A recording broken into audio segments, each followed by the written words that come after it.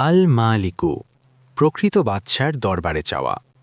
আমরা সবাই চাই সম্মান, রিজিক, মান মর্যাদা। কিন্তু প্রশ্ন হল, আমরা কি সঠিক দরবারে যাচ্ছি?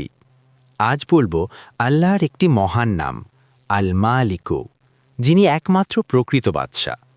আল মালিকু অর্থ বাদশা, সর্বময় ক্ষমতার অধিকারী, যার রাজত্বে কোনো ঘাটতি নেই, যার দানে কোনো হিসাব নেই।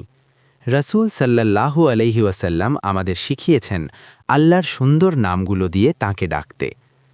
১ নম্বর, রিজিক ও ধন সম্পদের জন্য। যে ব্যক্তি প্রতিদিন ফজরের নামাজের পর ১০০ বার ইয়া মালিকু পড়বে, আল্লাহ তাআলা তাকে অভাব থেকে মুক্ত করবেন। ধন শুধু টাকাই নয়, তৃপ্ত মন, বরকত আর নিরাপত্তা ও রিজিক। ২ নম্বর, মান সম্মান ও গ্রহণযোগ্যতার জন্য। প্রতিদিন ৩০০০ বার ইয়া মালিকু নিয়তে পড়ুন, হে আল্লাহ, আমার সম্মান তুমি বাড়িয়ে দাও। ফলাফল, মানুষ না চাইলেও আপনাকে সম্মান করবে, কারণ সম্মান মানুষের হাতে নয়, সম্মান আল মালিকুর হাতে।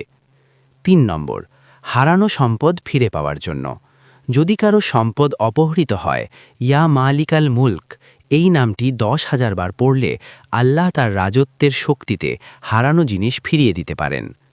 ৪ নম্বর, গুনাহ মাফ ও অন্তরের পবিত্রতার জন্য।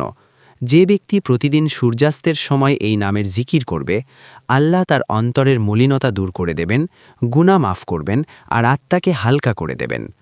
আমরা ছোট মানুষের কাছে চাই আর ভুলে যাই আসল বাদশা আল্লাহ। আজ থেকেই শুরু করুন ইয়া মালিকু, কারণ যে বাদশার দরবারে আপনি যাচ্ছেন সেখানে কেউ খালি হাতে ফেরে না।